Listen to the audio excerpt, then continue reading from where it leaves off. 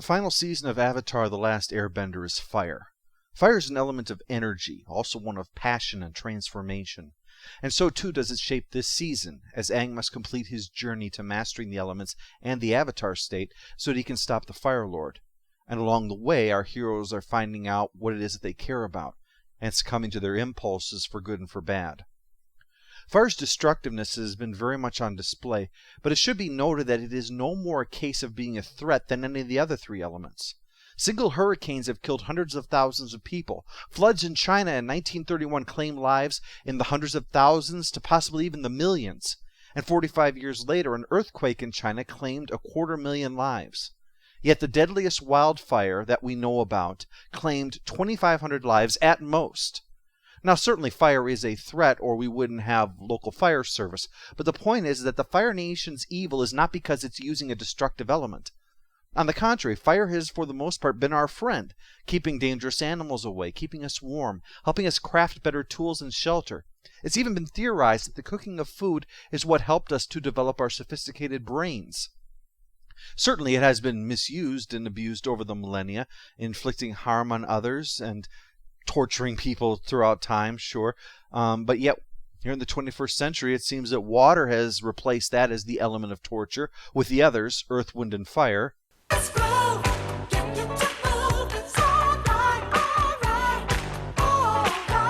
being more just a matter of personal taste. The comet that is coming, while sometimes being shown as being made of fire, is going to empower the firebenders because it has great energy to it. So Team Avatar is going to have to hope that their attack during the solar eclipse will end things before that. But as you might remember, things weren't looking all that good for them. Aang was killed, but luckily that was only a mild case of death. The Earth Kingdom has been effectively conquered, our heroes were forced to run away, and Suki's fate is still unknown. On the plus side, though, we have another season to look at. We kick things off with the awakening, where Aang comes to. He's still injured from catching the 24-hour dead, and he finds out that he's on a Fire Nation ship. He tries to make a break for it, but he's too weak. Luckily, he doesn't need to. The ship was liberated by Team Avatar and friends. Even Katara and Sokka's dad is there. But the injury to Aang is more than to his body. And I don't just mean that his 7th chakra got locked and he's now stuck in so that he can't get into the Avatar state anymore. He's upset with his defeat and the consequences of it. And he resents being hurt and having to stay hidden so that people don't know he's still alive. Is there anything you need? I need to redeem myself. I need my honor back. Ooh, nice transition.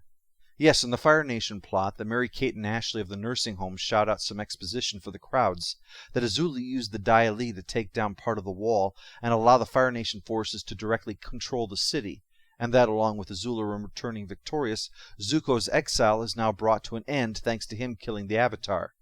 Of course, he's not dead anymore, and even when he was, it wasn't Zuko who had done it, but that just means that Zuko's the fall guy for Azula if Aang somehow should turn up. But for now, Zuko is permitted into his father's presence, where, to reflect Zuko's return as complete, we are now allowed to completely see his father's face for the first time. He's just so proud of how Zuko killed the Avatar. Uh-oh. Why'd you do it? You're going to have to be a little more specific. I do have a lot of evil schemes to keep track of. Of course, Azula's just covering her ass, just in case Aang isn't dead, although that might not be necessary as Aang has run off, believing he has to save the world all by himself. This upsets Katara, but it finally makes her come out and admit how angry she is with her father because he left them. She knows why he had to do it and understands, but for a young girl who had already lost her mom, it had been that much harder to intellectualize that away. At least Sokka could fall back on the job he had been given. All she could do was mess with her fledgling waterbending and try to cope.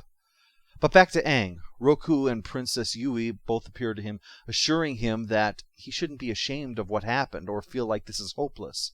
And when Team Avatar finds him, he leaves his glider behind to burn. Remember that fire is an element of transformation, so the burning of the glider symbolizes that Aang has himself been changed now, both in his disguise and also in his outlook. We discussed last time how he realized that people were dying while he was playing around, that he would have to get down to studying so that he could face the Fire Lord, and now he sees it's going to take even more than that. If Azula can kill him, how can he defeat the Fire Lord? He's going to have to be stronger if he expects to save the world.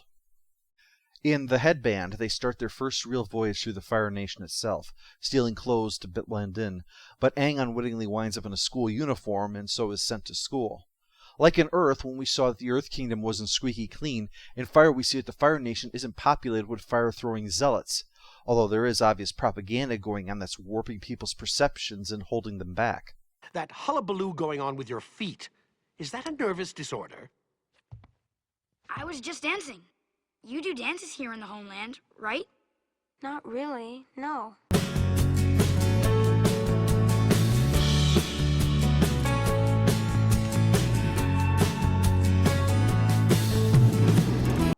Dancing is not conducive to a proper learning environment. Young people must have rigid discipline and order. And that was when Kevin Bacon walked in. Aang's behavior draws the attention of the school bully, and after he takes a tumble, Aang's told that the headmaster is going to have to meet his parents over this. Oh dear. Thank you for coming, Mr. and Mrs. Fire!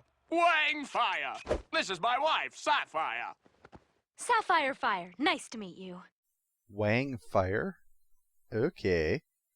Well, he buys it and Aang gets off with a warning, so he's going to have to keep his head down.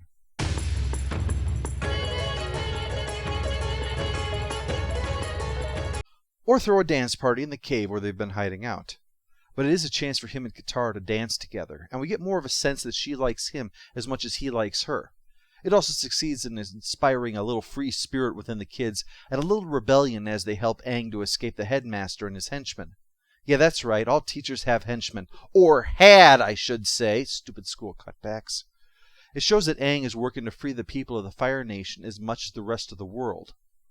During all this, we finally see Zuko face his uncle Iroh, locked up in a dungeon, who doesn't even speak to him as Zuko rants more and more, seeing nothing but rebuke, even though all Iroh's doing is just sitting there quietly, unmoving.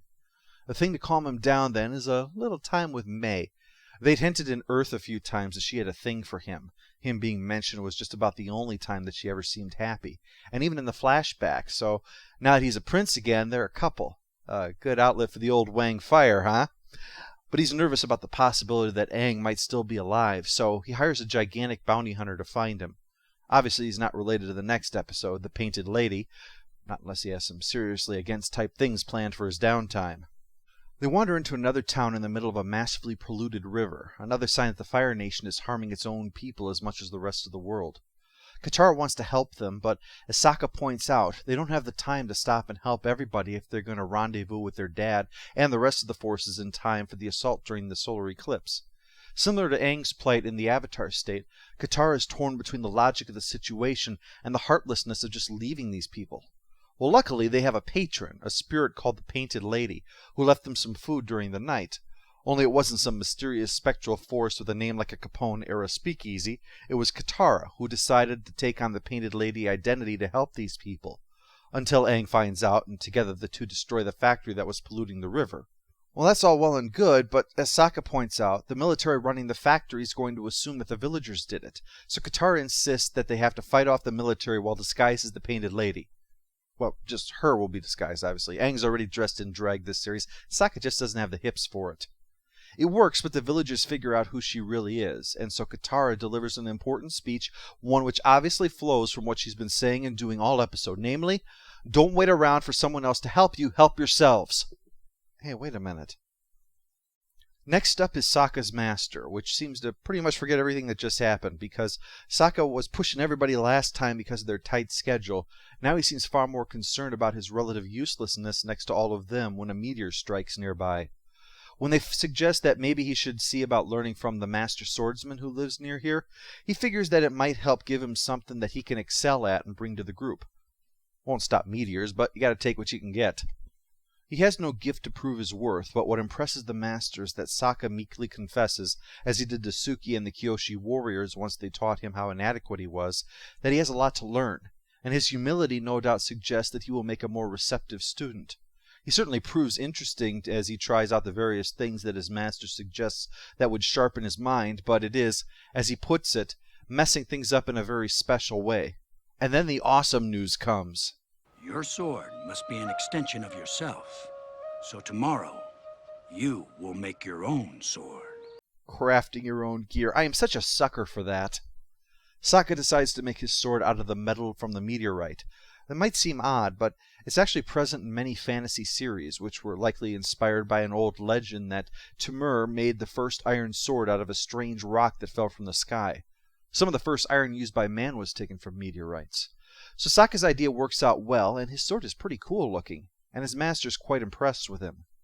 And as we trained, it wasn't your skills that impressed me. No, it certainly wasn't your skills. Yeah, I got it. Can I have the pointy thing now? But Sokka's master is saying that what Sokka has are all the elements that are necessary for a good swordsman. Creativity, intelligence, versatility. Sokka's so moved that he has to shamefully confess that he's a liar. He's from the Water Tribe. So, of course, the master attacks Sokka, and despite Sokka's best efforts, he's still disarmed, but his master is definitely impressed with how he defended himself. This was all really just a test of his abilities, not any malice. That Fire Lord's a jerk anyway. He also gives Sokka a white lotus tile, indicating his connection to the secret society, and probably given to Sokka in case he was ever in need of help on his mission to stop the Fire Lord, like when Iroh needed help getting to Ba Sing Se. Speaking of which, the B-plot of this episode shows Iroh in prison. He's playing at being a mad old man, but when the guards aren't looking, he's hard at work toughening himself up so that the fat old guy looks really ripped.